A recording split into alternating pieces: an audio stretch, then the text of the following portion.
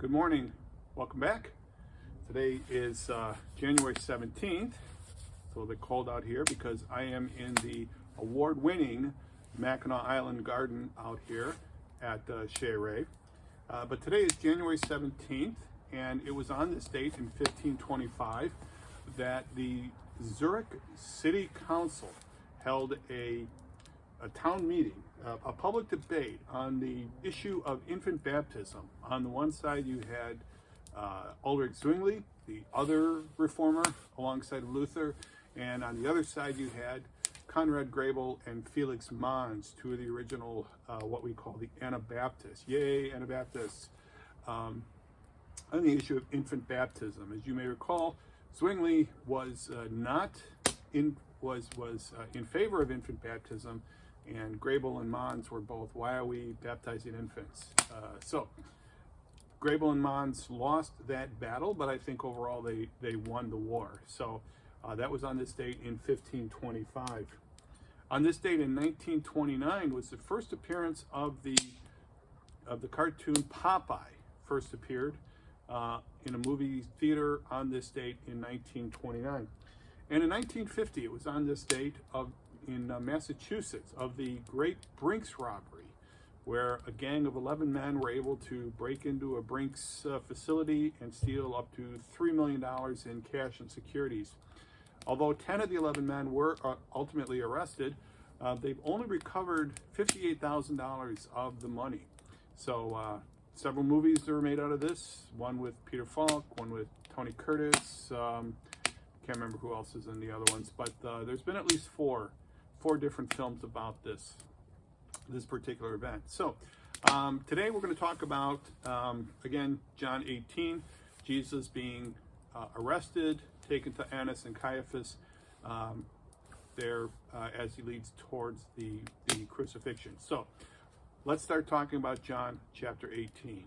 We're back talking about John chapter 18 today. And if you remember when we left off in John chapter 17, Jesus had just finished talking, praying actually. We had done that last discourse, and then that great prayer where Jesus prayed for himself, he prayed for his disciples, and he prayed for those of us, you and I, who were going to come to believe at some point. And then at the end of verse 17, at the end of chapter 17, he finishes the prayer, and then 18:1, he says, when he had finished praying, Jesus left with his disciples and crossed the Kidron Valley. Now this is in the time of the Passover, and I'm not going to get into all the details, but there are, when you were there, you had to stay within certain limits of the city, so returning to Bethany was too far. So they go across the Kidron Valley, which is just to the east of Jerusalem, and they go to the Gethsemane. On the other side, there was a garden, and he and his disciples went into it. Okay, we know from one of the synoptic accounts, the synoptics, Matthew, Mark, Luke, that this is the Garden of Gethsemane. Interesting, Gethsemane means olive press. That's what the word means. And when we were in Israel back in 2017, Debbie and I were part of the tour, went into an actual olive press. And the suggestion presented at the time, I think it's a great idea, is that they were actually staying in an actual olive press because it wouldn't have been being used at the time. And an olive press is not a machine as much as it is a room. And it's almost a cave sort of room where it would have been cool, and you could have easily fit 12 people into it. And there's a lot of things that, kind of make this story a little interesting when you start thinking about it that way. But John isn't that interested in Gethsemane, so to speak, okay? So he doesn't do a lot of the story that the rest of the the rest of the Gospels do. So we're going to just stick with what John has to say here. So on the other side, there was a garden, and he and his disciples went into it. Now Judas, who betrayed him, knew the place because Jesus had often met there with his disciples. Okay, remember Judas? Judas was the one who had left at the end of chapter 13, at the end of chapter 13, wherever you do, go quickly, etc. And the disciples still don't know what Judas's role is in this whole thing. Okay, I'm guessing even at this point, The disciples at the time don't know what Judas's role is in this whole thing. So Judas came to the garden, guiding a detachment of soldiers and some officials from the chief priests and the Pharisees. They were carrying torches, lanterns, and weapons. Jesus, knowing all that was going to happen to him, went out and asked them, "Who is it you want?" Okay. Now, something to keep in mind here. So there are religious leaders, there are officials from the chief priests and the Pharisees, and there are soldiers. Okay. Now, the soldiers would have been under the rule of the Roman governor at the time, and that was Pilate, Pontius Pilate. Okay, so it's not in the text, but I think it's a reasonable assumption that Pontius Pilate at this point knows what's going on, because otherwise the soldiers wouldn't have been there. Because the Roman, Pilate wouldn't normally stay in Jerusalem. This is getting into the history of Pilate. Didn't really care for the Jews. Was not a Jew on his own, but it was his job as a military governor to keep the peace. And of course, when you put a bunch of disgruntled nationalists in one area, which is what the Passover essentially was, you had all of these Jews who were chafing under the Roman rule. There was just an opportunity for things to go wrong. And so during the Passover, they would have, kind of sent the National Guard in, so to speak. Okay. And this is what's going on here. Okay. And so Jesus, of course, being somebody targeted as an insurrectionist, somebody who was targeted as being a threat to Rome, the chief priests and elders had gone and they wanted some protection. And so this being Pilate's job, it's reasonable to assume that he knows about it. Okay, so how many? Now, the word there, the detachment of soldiers, can be anywhere from 200 to 1,000 soldiers. Not likely that it was 1,000. That's a lot of soldiers to be moving around. More likely 100, 200, but that there was one just kind of indicates that there's this Roman element to this whole event. They were carrying torches, lanterns, and weapons. Jesus, knowing, said, "Who is it you want?" "Jesus of Nazareth," they replied. Okay, only time in John where he's referred to as Jesus of Nazareth, except for here and on the cross. They replied. What does he reply in verse 5? "Jesus of Nazareth," they replied, "I am he." Jesus said, guess what that is? Ego eimi. Who are you looking for? Ego eimi. That's me. Jesus said, and Judas the traitor was standing there with them. When Jesus said, so now at this point, they realize Judas is, right now, of course, John is writing 30 years later, and he's looking, Judas a traitor. And again, every time John has referred to Judas, he's pointed out, that's the guy that betrayed Jesus. But Judas is standing with them. And when Jesus said, "I am he," they drew back and fell to the ground. Interesting. And again, he asked them, "Who is it you want?" "Jesus of Nazareth," they said. This "who is it you want" is interesting because it's a very similar, it's not the exact same construction, but it's a very similar construction to in John chapter 1, when the two disciples of John were following Jesus, and Jesus turns around and says, "What do you want?" And it's kind of like, "Who do you want?" Sort of, "What do you want?" "Jesus of Nazareth," he said. Jesus answered, "I told you that I am he. If you are looking for me, then let these men go." Okay, these men referring to the disciples, following up on the promise he had made that he was going to protect them till the end, that he knew that they wanted him, not the 11 remaining disciples. Okay. This happened. Now, why do they fall back? Not really sure. Perhaps they were expecting a fight. Maybe they were expecting and they didn't know what to do.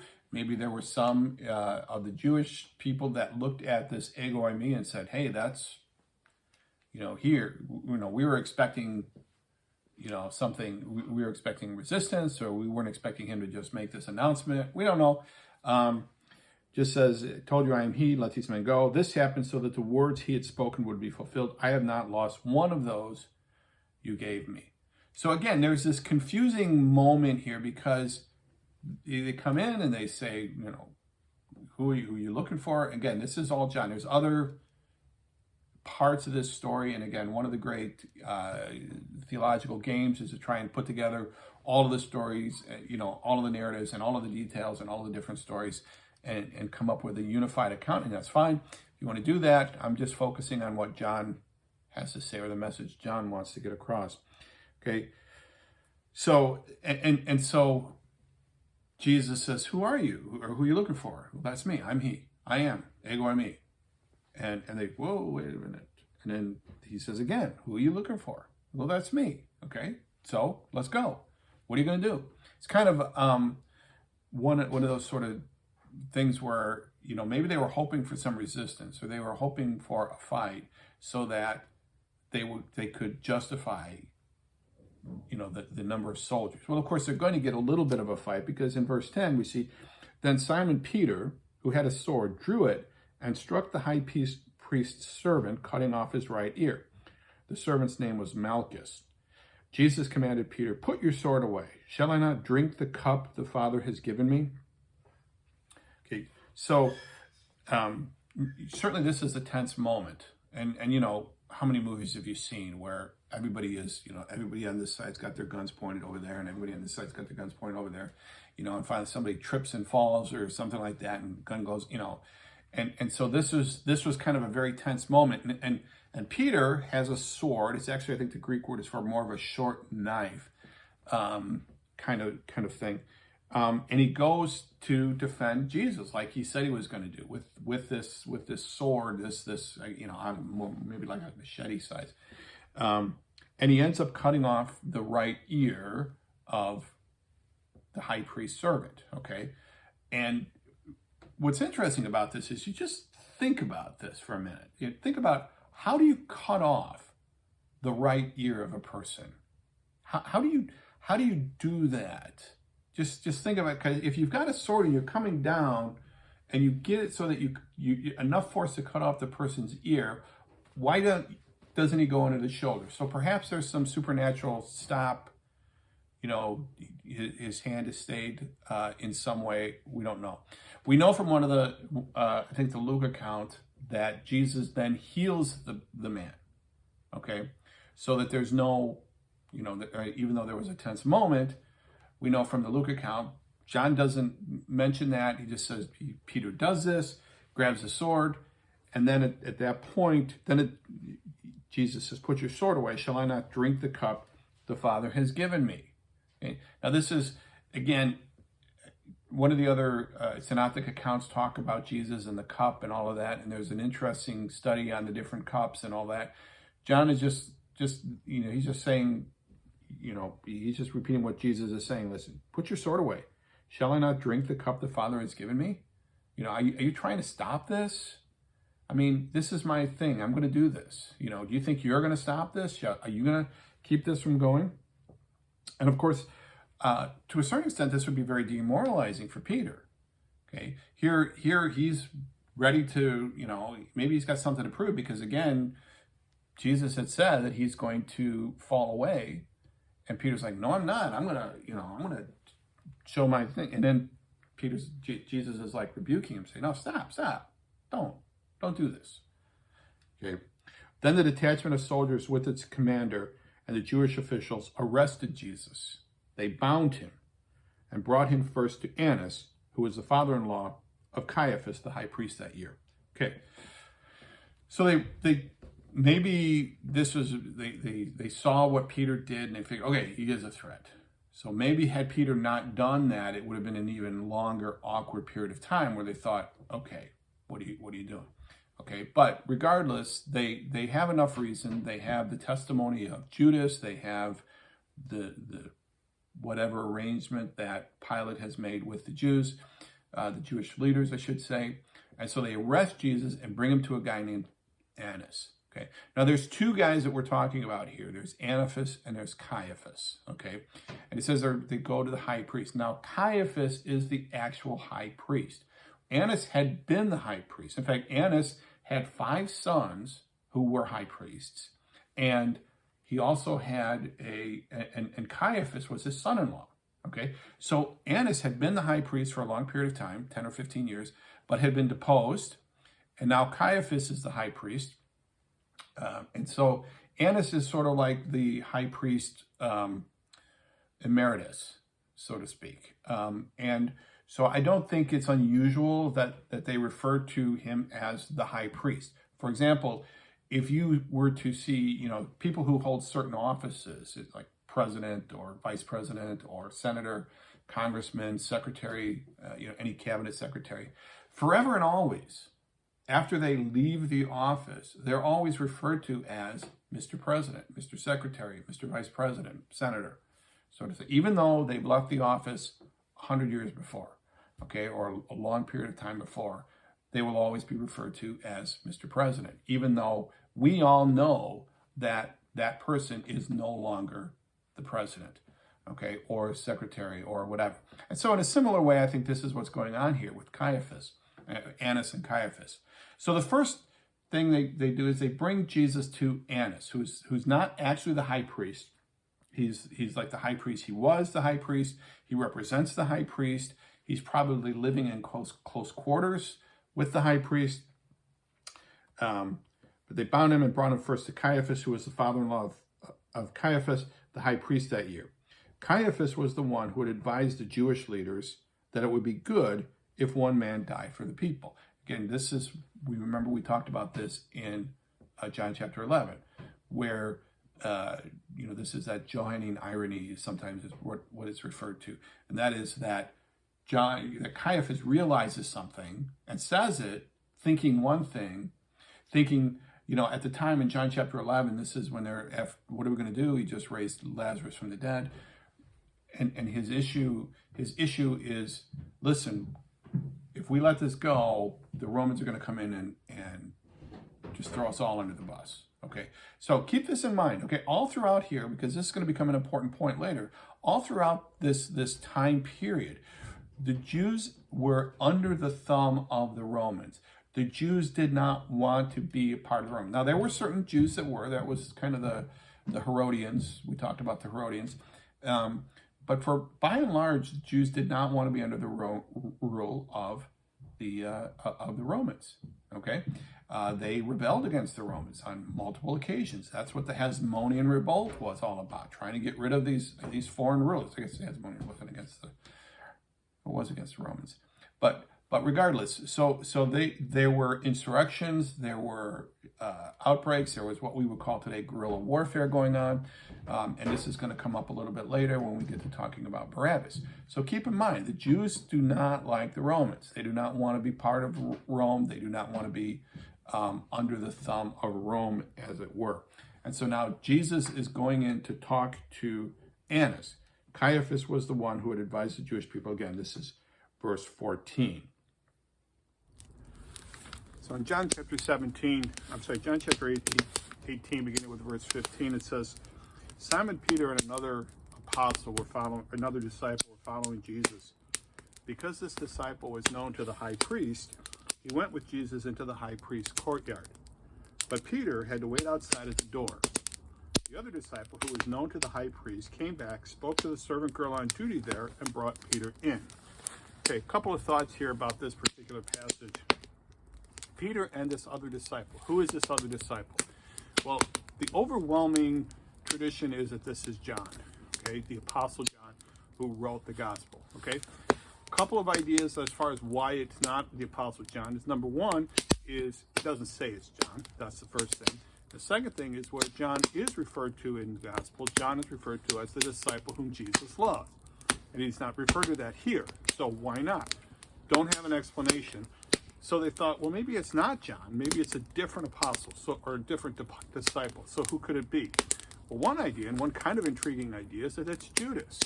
That Judas is the one, and they don't want to name him simply because of the fact that he's Judas. Okay? Now, I don't know. I think it was John, but it does kind of explain several other things as you get along into the text itself. Okay? But so John and this other disciple, this unnamed disciple, is known to the high priest family. Okay? One of the arguments against it being John is like, well, how could John have known the high priest? Well, Israel wasn't as big as a country. Jerusalem wasn't as big an area. John's parents had money. He was rich enough to own servants. And so, Maybe he knew him, okay? Somehow or other, he knew the high priest family, okay? And that's how he gets in. So the other disciple gets in and then comes back, talks to the girl at the gate and says, hey, let this guy in, okay? He went in with Jesus into the high priest's courtyard. This is that private area in their house, maybe like an award-winning Mackinac Island garden. The other disciple is known, came out back to the servant girl on duty and brought Peter in. You aren't one of this man's disciples too, are you? The servant girl asked. Okay, two, in addition. In addition to who? Well, in addition to the first disciple, okay? Or it could be that she's just asking, you're not one of these, these guys. Oh, no. She asked. He replied, I am not. It was cold, kind of like January 17th. It was cold, and the servants and the officials stood around the fire they had made to keep warm. Peter was also standing with them, warming himself. Because, when it's cold out and there's a nice fire, it's good to be warm, okay? So now, Peter is outside. He's denied that he knows Christ. He's asked a question by a servant girl. He's denied that he knows Christ. And then immediately the scene shifts back to inside, to Jesus talking to Annas. Okay, so let's go back to talking about that for a second.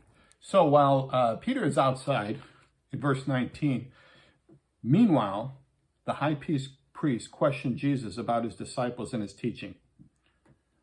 I have spoken openly to the world, Jesus replied. I always taught in synagogues or at the temple where all the Jews come together. I said nothing in secret. Why question me? Ask those who heard me.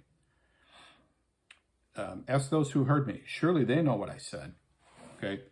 So here, this is not really a trial. Again, I know that one of the tendencies when we look at the events of this Passion Week, of the so-called trial and the crucifixion, people are quick to point out, oh, this is an illegal trial. And again, there's no question it's an irregular trial. Okay. But it is legal enough. Okay, and so to make it and to simply focus on, oh, it's an illegal trial is kind of trying to improve the text. All right, we're just trying to make it. It was legal enough. It was irregular. Okay, there was a lot of things, but you know what? They were needed to get this all taken care of before the Passover, and so they were kind of cutting some corners. But it was legal enough because again, the Romans wouldn't have been involved in it. To that extent, if it wasn't. But this isn't actually, here when he's talking to Annas, this isn't actually a trial. This is more of a police investigation, an interrogation. Annas perhaps is kind of doing some advanced work for Caiaphas, figuring out, okay, is this gonna work? Or I don't know, maybe he just wants to see what this is all about. Maybe he's been at home and has heard about this guy and now he wants to, have a conversation with him. Okay, so the high priest comes in and questions Jesus about his disciples and his teaching. Okay, now notice Jesus ignores the question about the disciples. Okay, he doesn't ask the question about the disciples. Okay, and I think that's just number one, or not number one, but obviously because he's just protecting the disciples. Why give them up at this point? Okay, that's the one thing. Now, Annas is asking about the disciples because the Jews, in order to make this work, the Jews need to convince the Romans that Jesus is a threat, okay? That Jesus is a threat to them, to Rome. There's no question that Jesus is a threat to the Jewish leaders. They get that. They get that pretty clearly, okay? But they need to convince Rome that Jesus is a threat to them. And one way to do that is if they can say, oh, listen, this guy's got 10,000 followers. You need to pay attention to this guy, or this guy is leading a revolt, okay? So, but Jesus just ignores the question about the disciples, and he asks about the teaching, okay? He just explains about the teaching, and basically the teaching is like this: I haven't hid anything, okay? Everything's in the public, okay? There's no secret meetings, there's no secret agenda, there's no conspiracy here.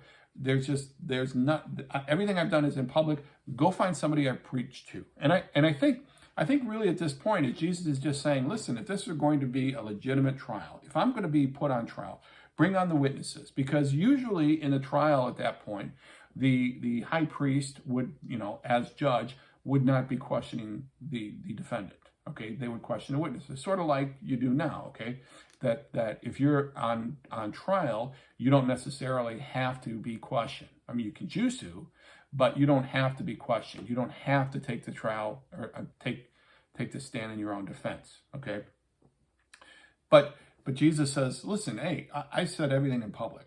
Okay, I'm not hiding anything. Go get one of those guys. Why question me? Ask those who heard me. Surely they know what I said. Okay. When Jesus said this, verse 22, one of the officials nearby slapped him in the face. Okay, so Annas is there, and apparently he's got some lackeys around who are, I don't know, mid-level priests, guys, people in the office, sort of stuff. When Jesus said this, one of these officials nearby slapped him in the face. Is this the way you answer the high priest? He demanded. Now, the high priest, his circle, again, Caiaphas is the actual high priest. Annas is the former high priest, father-in-law to the high priest. So this is part of the circle of the high priest. And, they're probably a little sensitive to Jesus right now, because one of their guys just tried to cut the ear off of one of Jesus' guys, just tried to cut the ear off of one of the high priest guys. So maybe they're a little sensitive and going, hey, this guy's a little, we need to make sure that this guy is cool or we're safe here. He says, is this the way you answer the high priest? He demanded. Jesus says in verse 23, if I said something wrong, Jesus replied, testify as to what is wrong. But if I spoke the truth, why did you strike me? This is interesting because if you remember in John chapter 10, after Jesus was talking to the Pharisees about the sheep and the pen, the sheep hear my voice and know me, and I've come that they might have life and they might have it to the full in John 10. At that point, they get excited about it and they pick up a rock and start to stone him. And Jesus' question then is I've shown you a lot of good works. For which of them are you stoning me? For which of my good works are you stoning me? And this is kind of the same thing. If I've done something wrong, tell me. Tell me what I've done. If I've done something wrong, tell me. But if I spoke the truth, why did you strike me? Then Annas sent him bound to Caiaphas, still bound because he was bound in the garden. So maybe he'd loosened him and bound him up again. I don't know. Annas sent him bound to Caiaphas, the high priest. Now, this probably wasn't a long walk. I mean, it's very possible that Caiaphas and Annas lived in the same compound, so to speak. We'll call it that. But regardless, he goes to talk to Caiaphas, the high priest. So when Jesus is bound up and sent to Caiaphas, the scene shifts back to Peter. Peter in the courtyard, again, warming himself around the fire. It says, I'm sorry, I went to the wrong verse. Meanwhile, verse 25. Meanwhile, Simon Peter was still standing there warming himself. If you've ever been on a camp out in the cold weather, which I have done, if you've ever been on a camp out in cold weather, you know that a very popular place is to be by the fire. Why? Because it's warm. In fact, if you go on a seriously cold camp out, most of the time all you do is stand around the fire. But that's beside the point. Okay, I digress. So they asked him, you aren't one of his disciples too, he replied. I'm sorry, he denied it, saying, I am not. One of the high priest's servants, a relative of the man whose ear Peter had cut off, challenged him. Didn't I see you with him in the garden? So this is a man who was in the garden. Now, probably Jesus or Peter may have recognized the guy. But the guy looks at Peter and says, I think you're, I know we're here and we're bonding over the campfire and all, but weren't you the guy? And Peter replies, no, I'm not. Again, Peter denied it, and at that moment, the rooster began to crow. Okay, just like Jesus had prophesied. Now, Peter is not the main point of this story. Okay, it's an interesting sidelight. The main point of this whole story is what's happening to Jesus. And I think Peter is just in here to illustrate the contrasting experiences. Jesus is questioned and gives up nothing. Okay, Jesus is questioned by a very powerful individual, Annas, and then Caiaphas. He's questioned by very powerful individuals and gives up nothing. Peter is questioned by a servant girl and gives up everything. He says, no, I don't know, 3 times, okay? And, you know, we've all heard stories about this, okay? But there's these 3 times he's denied. Now, this comes back when we talk about the epilogue with Peter and Jesus. When, who knows, we may meet again out here in the award-winning Mackinac Island Garden.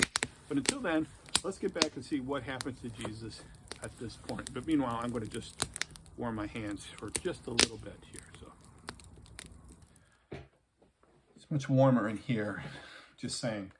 Okay, in verse 28, after, you know, it says the Jewish leaders took Jesus from Caiaphas to the palace of the Roman governor. Okay, now what happens in between him and Caiaphas, John isn't concerned with. That's not a part of John's story, okay? So at this point in verse 28, he's gone from Caiaphas. Something happened there, and he to the palace of the Roman governor. And this is Pilate, okay? This is Pontius Pilate. By now it was early morning, and to avoid ceremonial uncleanness, they did not enter the palace because they wanted to be able to eat the Passover, okay? And I think this is just as odd as it sounds. So here are these guys. Here are these these Jewish leaders, representatives of the high priest, who are about this task to make sure that this guy gets killed, okay? They just want to make sure he's executed. And so this is not you know, this is as like I said, just as weird as it seems. Now, they no doubt thought that they were doing a good thing. Okay, they thought they, you know, perhaps. I don't know that it's that cynical, but, you know, it is weird that they come into the Roman governor's house and where the Roman governor was, and we don't know for certain where this is. You know, they talk about the Praetorium, or it could have been at the Castle Antonia. It could have been a number of places. We're not really certain the exact location where it is. But regardless, so these Jews are they get to the door and they kind of, you know, push Jesus, here, we're going to have to stay out here because we don't want to get unclean. Okay, you can go in there, but we don't want to be unclean because we being good Jews, we want to have the Passover dinner, not have to. Because again, there were different rules depending on what they came in contact with. If they came in contact with someone unclean, then they would have to be ceremonial unclean for a day or up to a week, depending on what they came into contact with. So they were just playing it safe, and they're like, we're going to stay out here, and we're going to let you go in there, and we'll just hang out here at the door, kind of make sure. So Pilate realizes and so Pilate comes out to them.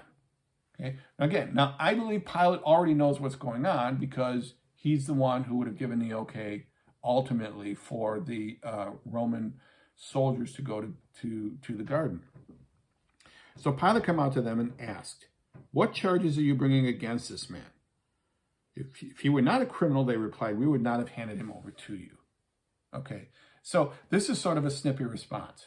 Okay. And I think it is a snippy response because I think there was an arrangement, and if you look through the rest of the gospel accounts, you know, it is sort of a kangaroo court. I mean, there are a lot of irregularities in the trial. I mean, it is legal enough, okay, but just barely, okay. And I think what happened is they had a plan. I mean, the chief priests, leaders, elders, Pharisees, they had a plan on how this was going to work, okay? But for a number of reasons, most notably the fact that Judas actually, and I don't think we know from John, but he actually realizes that it's not going the way he thought it was going to go, goes and kills himself. So I think Judas was supposed to play a larger role. Again, we mentioned him earlier, but we don't know. But it doesn't go the way they wanted to. But I think they had an agreement that somehow the Jews said, listen, we're going to bring you this guy and we want you to just kill him, okay? And then everybody will be happy. And then here comes Pilate, comes out and starts asking questions. What are the charges against this guy? A reasonable question. If he were not a criminal, they replied, we would not have handed him over to you. Well, you know, it's like, don't ask questions like that. He's a criminal, just kill him. Okay, so, but Pilate isn't falling for it. Okay, he says, verse 31, take him yourselves and judge him by your own law. This took place to fulfill what Jesus had said about the kind of death he was going to die. I'm sorry, verse 31, take him yourself and judge him by your own law. But we have no right to execute anyone, they objected. Okay, this is within this context. Actually, I mean, they've gone back and looked in and they figured that if he had done something sacrilegious inside the temple, the Jews could have executed him. But Jesus hadn't done that. Okay, so they knew this was a weird thing, and they knew they needed the Romans to be a part of this. So, but we have no right. This took place to fulfill what Jesus had said about the kind of death he was going to die. Pilate then went back inside the palace, summoned Jesus, and asked him, "Are you the king of the Jews?" Okay. Now, how does Pilate know to ask that question? Okay. Again, there's been a discussion beforehand as far as what the Jews' problem with Jesus is. Okay. And he knows why the Jews have brought him to, why they have brought Jesus to him. Okay. Is that your own idea, Jesus asked, or did others talk to you about me? Okay. So now Jesus isn't giving in. He's like, hey, did you come up with that yourself? You know, or is that what the Jewish leaders told you to say? Because Jesus knows that there's this agreement, or that there's been this collaboration going on between them. And he's like, yeah, so is that your idea? Am I a Jew? Pilate replied. Your own people and chief priests handed you over to me. What is it you have done? Okay, so kind of explain to me, what's the deal here? Now, remember, just in a general rule, Pilate doesn't like the Jews. Okay, he doesn't like his position. He doesn't like the fact that he has to babysit them in this period of time. Okay, and now they want him to kill this guy, and so maybe he's got a twinge of conscience here, and he's going, okay, well, what did you do? Okay, what did you do to get these guys so upset? Maybe he wants to take notes. Maybe he wants to figure out, okay, what do I need to do to get the Jews really upset? Am I a Jew? Paul replied. Okay, Jesus said, my kingdom is not of this world. If it were, my servants would fight to. My kingdom is not of this world. If it were, my servants would fight to prevent my arrest by the Jewish leaders. But now my kingdom is from another place. Okay, so Jesus replied. His reply basically says two things. One, I am a king. He agrees. He doesn't deny. He says, I am a king, but not the kind of king that threatens you. Okay, my kingdom is of another world. You are a king then, said Pilate. Jesus answered, you say that I'm a king. In fact, for that reason, the reason I was born and came into the world is to testify to the truth. Remember back John 17, sanctify us by your word is truth. Okay, and then back to 1:1, in the beginning was the Word, and the Word was with God, and the Word was God. To testify to the truth of the kingdom of God. Everyone on the side of truth listens to me. Okay, what is truth? Retorted Pilate. Okay, so this is not a legitimate request here. Okay, he says, seriously, what is truth? It's like, yeah, yeah, okay, fine, whatever. Okay, with this, Pilate went out again to the Jews gathered there and said, I find no basis of a charge against him. Okay, so Pilate knows this guy is no threat to Pilate. He's no threat to Rome. Okay, so, and then verse 39, but it is your custom for me to release to you one prisoner at the time of the Passover. Do you want me to release the king of the Jews? So again, he's like, okay, well, now this is a weird custom, and there's no reference to this custom. And I think there's a passing reference to something in the Mishnah, which comes out, which is like the Jewish codification of their laws, which came out in the 2nd century AD, or was compiled. But there's really no extra biblical sources that talk about this weird, strange custom. That it's a holiday, so I'm going to release a prisoner. Okay. Although, there are, in the history of the world, there have always been leaders who want to get on the good side, especially invading leaders, by releasing prisoners. That is a kind of a goodwill gesture, so to speak. So although there's nothing specifically, it's not an uncommon gesture for an invading leader or a colonial leader to say, listen, I'm going to release some prisoners, it's going to make everybody happy, kind of thing. Okay, but it is this weird custom. Okay, but it is your custom for me to release to you one prisoner at the time of the Passover. Do you want me to release the King of the Jews? They shouted back. Now this is these chief priests and they shouted back. Maybe they're worried because they think that Pilate is waffling on them. But he says, they shouted back, no, not him. Give us Barabbas. Now Barabbas had taken part in an uprising. So perhaps it had been mentioned earlier, and I think this is just speculation. Number one, okay, they were expecting to have Barabbas released. Maybe Pilate had earlier said, listen, okay, I'm going to release Barabbas, or maybe this is the guy they want released, or maybe there was a choice, or maybe he was just the most visible prisoner, something along that line. And it says Barabbas had taken part in an insurrection. Again, this is a guy who had fought against the Romans. Okay, this guy Barabbas is a threat to Rome. Okay, maybe not a huge threat, but he has shown that he's willing to take up arms against Rome in an insurrection. He killed somebody because he's called a murderer in another passage, okay? So Pilate has come out and he said, look, here, I'll give you, you want Jesus? Here, he's no threat to me. You can have him back. No, we want the killer. Now, Pilate is in a quandary here because he knows that Jesus is no threat to him.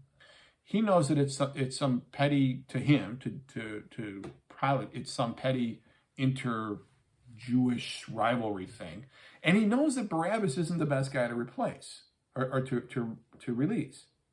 Okay, so Pilate, I think, and again, this is kind of speculation. I mean, there are others. I'm not the one who came up with it. Some think that, okay, Pilate thinks, I'm going to just have Jesus flogged, and then, whipped, and then maybe they'll be satisfied with that. Okay, and so that's what he does. Then Pilate, chapter 19, verse 1. Then Pilate took Jesus and had him flogged. Okay, this is probably the first. Now later on, we know that after he's condemned, he's flogged again. So apparently he's beaten twice. Jesus is beaten twice. We put it through, but I think the first time is he's beaten. Let me read the passage. Pilate took Jesus and had him flogged. The soldiers twisted together a crown of thorns and put it on his head. They clothed him in a purple robe and went up to him again and again, saying, "Hail, King of the Jews!" And they slapped him in the face. Carson just says that this is just barracks vulgarity. These are the Romans. They don't care. This is just some Jew that that they need to beat for a while, and they're gonna. So again, the Romans do not see the Jews as equals. They do not care what happens to this guy. This is just another guy to them. It's just some other guy that the Jews think is the king of the Jews. And so they, yeah, sure, hey, let's put a crown on him. This is great fun.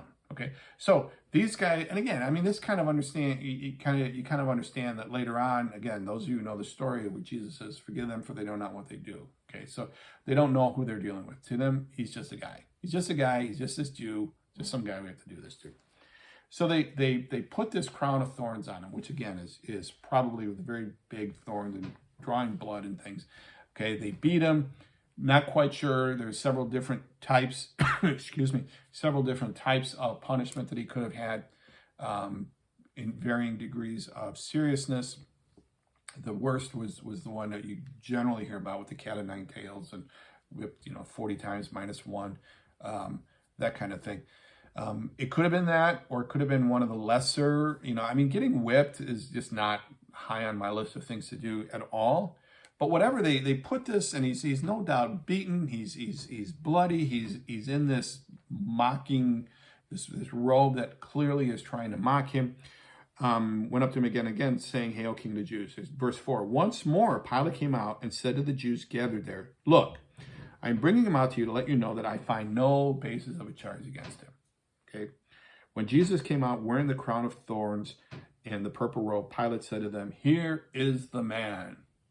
echo homo. That's that Latin phrase. Behold the man. So he brings him out. He's just had him be, look, there's your guy. Seriously, this guy is no threat. This is Pilate. This guy is no threat. He's no threat.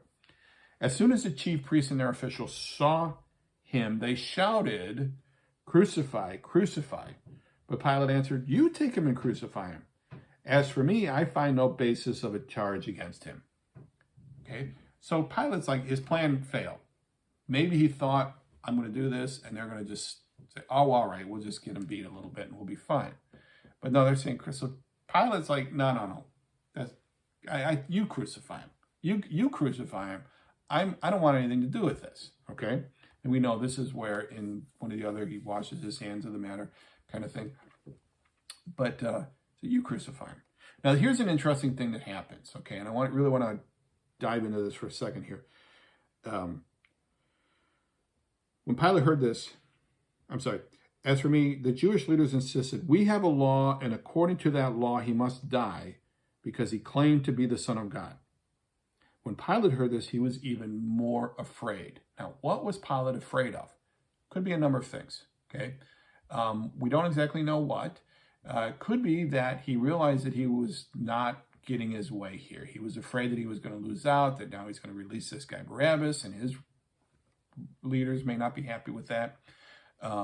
So he's a little worried about how this is playing out, okay?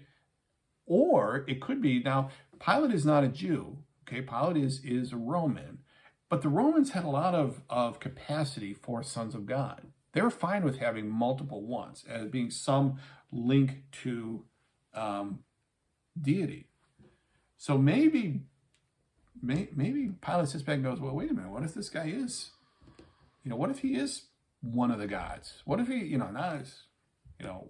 what if he is one of the gods? Maybe that's why he's afraid. We don't really know what it is about this that makes him afraid, other than, to me, again, it's either because his own theology is getting touched, or he just realizes that this is getting out of control, okay? And that feeling when you get when you're in a situation where things are just out of control and everything you do just makes it worse, okay? So he went back inside the palace. Where do you come from, he asked Jesus. So apparently it brings Jesus back in. Jesus gave him no answer. Do you refuse to speak to me, Pilate said? Don't you realize I have power either to free you or to crucify you? Jesus answered, you would have no power over me if it were not given to you from above. Therefore, the one who handed me over to you is guilty of a greater sin. Now, again, this doesn't exonerate Pilate. Okay, this doesn't say, oh, Pilate, listen, you're off, you're in the clear. The other guy has to worry. Okay, now who is the other guy? Okay, who is guilty of a greater sin? Again, with this, we don't know exactly. It's either Caiaphas, the high priest, or it could be Judas. Those are the two leading contenders as far as who he's talking about. I think it's one of those two. And I'm thinking Caiaphas, because Caiaphas, or maybe, I don't know. Either one is a good suggestion for the person he's talking to, or talking about here. But from then on, verse 12, Pilate tried to set Jesus free, but the Jewish leaders kept shouting. So again, there's a mob developing here, okay? If you let this man go, you are no friend of Caesar's. Anyone who claims to be a king opposes Caesar. Okay, so again, they're just kind of going, look, we know he claimed to be a king. You know he claimed to be a king. You can't claim to be a king and be a friend of Caesar's. Okay, so in essence, let me finish this paragraph. When Pilate heard this, he brought Jesus out and sat down on the judge's seat at a place known as the stone pavement, which in Aramaic is Gabbatha. It was the day of the preparation of the Passover. It was about noon. Here is your king, Pilate said to the Jews. But they shouted, take him away, crucify him. Shall I crucify your king? Pilate asked. We have no king but Caesar, the chief priest answered. Okay, now, what just happened here? Okay, here's what happened. These religious leaders have tried to out-Rome the Roman. Okay, they're showing how patriotic they are, trying to convince Pilate that, listen, we're here because we want to protect Rome, our beloved mother country. And the implication is that if you don't do what we want to do, we're going to run this up the flagpole. Okay? We want Rome to do this. And so what you have here is you have a religious group, this religious group of leaders who has taken, to get what they want, has aligned themselves with a political group that is not in their best interest, just to get what they want. Okay? Does this sound familiar at all? Okay? How did this work out for the Jews for the next 2 millennia? Okay? One of the, this aligning with political groups to get your end, even though you may think it's a good idea at the time, it's not. Now, I know what many of you are thinking. That could never happen in the United States. Okay? Well, funny story. Just the other day, within the last 2 or 3 days, a certain very famous son, let me rephrase that, a famous son of a very famous evangelist tweeted that the 10 Republicans who voted in favor of the impeachment votes are Judases. Okay? So I'm like, as soon as I saw that, I thought, oh man, come on. And how did that work out for the Jews? Did it preserve their existence? Did it make them the most popular people? Did it get them what they want? Well, they got what they wanted, but I heard a sermon a long time ago, and the title of the sermon, and I'll never forget, I remember who's preached it and where and all that, but the title of the sermon was, they got what they wanted, but they lost what they had. And here the Jews are doing just that. They're going to get what they want, but they're going to lose what they have. Okay? Is there a lesson there? I think so. Okay. Pilate says, we have no king, or they said to Pilate, we have no king but Caesar. The chief priests answered. So the chief priests are saying, listen, no, we're all about being Roman at this point. What's going to happen? Well, we're run out of time. I've gone a little bit over today, but I was short the last couple of weeks. But I hope, you'll be back next week, and we'll talk more about it then. Thank you very much. Bye now. At Che Ray, we've always enjoyed the Columbo movies with his trademark "one more thing," and so in that fashion, I'll just say I have just one more thing, a request that will give me some idea as far as the direction, next steps as far as this time goes. We're near the end of John. I only have maybe 2, perhaps 3 sessions, depending on how long it takes me to explain myself, and I'm looking about continuing on. Okay, so basically, I'm asking you, because you've made it this far in the video, if you want me to go on. My next step would be, I think, probably to do an epistle. I think it would be a natural to do John's epistles, just to kind of follow up on John. I'm staying away from Revelation for a good long time. But then I want to jump back and do Isaiah. Now, that's a very long book, and I'd have to figure out a way to really shorten that down. But I'm going to do Isaiah, then I'm going to jump back and do Luke, Acts. I want to do Luke and Acts together, and then maybe jump in a few more of the epistles. That's kind of a very long-term plan if I were to continue to do this, okay? But basically, I want to know who wants me to continue. I know I talk to people that tell me they're watching, and one of the problems with this format is it's very, very difficult for me to know who is watching or whether anybody's watching or if anybody saw it or anything like that. So I'm asking you, because if you're looking at this, you've made it to the end of this video. If you want me to continue, if you are benefiting in some way from this, either you're learning something, it's challenging you, it's bringing things to your mind, or at least you just get a kick out of listening and saying, how could one person be so completely wrong? Do me a favor and send me a note in the Facebook comments or in the YouTube comments and just say yes or continue. That's it. That's all you have to do. You don't have to explain. Don't have to say, here's why I want you to continue or not. If you don't want me to continue, you don't have to explain that either. Just don't say anything, okay? So basically, all I'm looking for is yes comments, okay, or continue if there are any, okay? So if you would do that, I would appreciate it, just so I have an idea of, okay, wait, there's 2 people, there's 5 people, there's 10,000 people that are interested in continuing on. So if you do that for me, I'd appreciate it. I'm going to ask again, I think, at the end of next week's session, so I have some idea going forward. All right. Thank you very much, and I'll talk to you next week.